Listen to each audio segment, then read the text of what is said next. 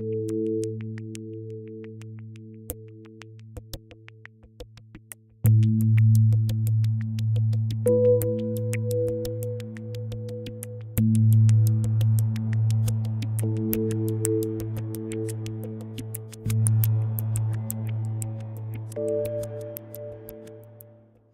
there, and welcome to episode 3 of the Basics of Painting series.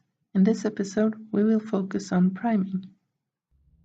Primers are specifically formulated to adhere well to unpainted surfaces and will make later applications of paint much easier than if you had not undercoated the model. Undercoat sprays come in many different colors, and which one you choose depends both on your painting style and your chosen scheme. Black, grey or white are the most universal, and I recommend you to start with either one of them if you haven't decided to paint a particular army. A black primer is best suited for a paint scheme dominated by darker tones. It can also act as your deepest shadow color by leaving it untouched, shown in this example. Light colors will struggle to cover over black. A trick to circumvent this problem is to prime your miniature in black and then paint areas which ought to be light with a high pigmented white primer by hand. On this Dark Angel's chaplain, the scroll, the bone elements and the kneecap are a few instances which would have benefited from a white undercoat. A white primer is preferred when your miniature is dominated by tones such as yellow or cream. Being as bright as it is, it will slightly discolor overlying coats of paint. This effect is often exploited by professional painters to give them their brightest highlight at an early stage. Grey primer is an all-rounder approach, lying between black and white in terms of qualities. Given enough paint coats, the primer you have chosen to use has no effect on the finished result. An alternative angle at undercoating is what is known as zenithal pre-shading. This is achieved by priming your miniature in black and then spraying it from above with grey or white. Larger minis may even benefit from a three-tone approach, black, grey and white. This will map the placement of shades and highlights for you and will simulate the effect an imaginary light source has on the miniature. The light source doesn't necessarily need to be directly above the miniature. Before we move on to what you need to know about spraying, I wanted to point out that it's perfectly fine to undercoat your miniature by hand. Black is the only doable option here, as it has the best coverage over a bare surface. You should always spray in a well-ventilated area for your health's sake, preferably outside to avoid misting of any nearby furniture.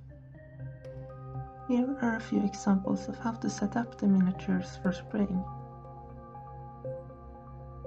By undercoating many miniatures at once, you save both time and money.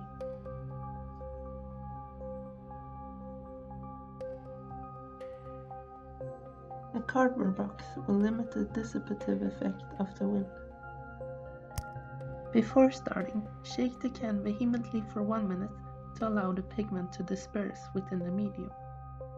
As the pigment will sediment over time, you should repeat doing this periodically. Spray in short bursts from a distance of 20 to 30 centimeters to avoid overcoating your miniature and obscuring details. The can should always be held upright to allow the optimum flow of paint and propellant. Rather angle the miniature instead.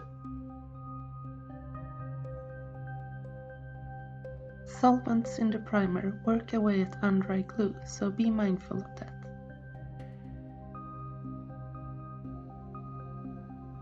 The primer will dry quickly, but give it a full hour to set before you start painting. And that's all you need to know about undercoating. Now for a few mishaps which can occur if you're not careful.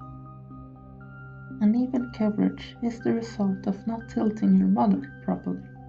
Rotate your model during undercoating to cover every surface. Never tilt the can though. If the can is tilted or haven't been shaken properly, the flow of the propellant compared to the paint will be too great, which will result in a spotty finish. Another downside is that once you run out of propellant, it will be very difficult to get the primer out of the can. If you spray too close to the model, a rippled surface will occur, forming chunks and pools which destroy detail. Always spray from the recommended distance of 20 to 30 centimeters. Lastly, the surface will become grainy if the weather is too warm, which causes the primer to dry mid-air.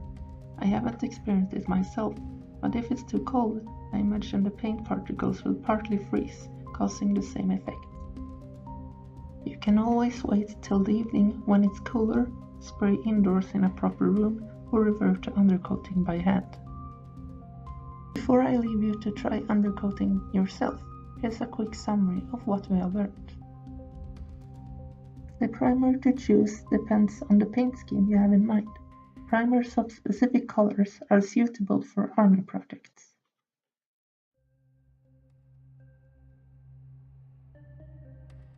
And always follow the guidelines when using a spray can. I hope you have enjoyed the video and found something useful. Thank you for watching.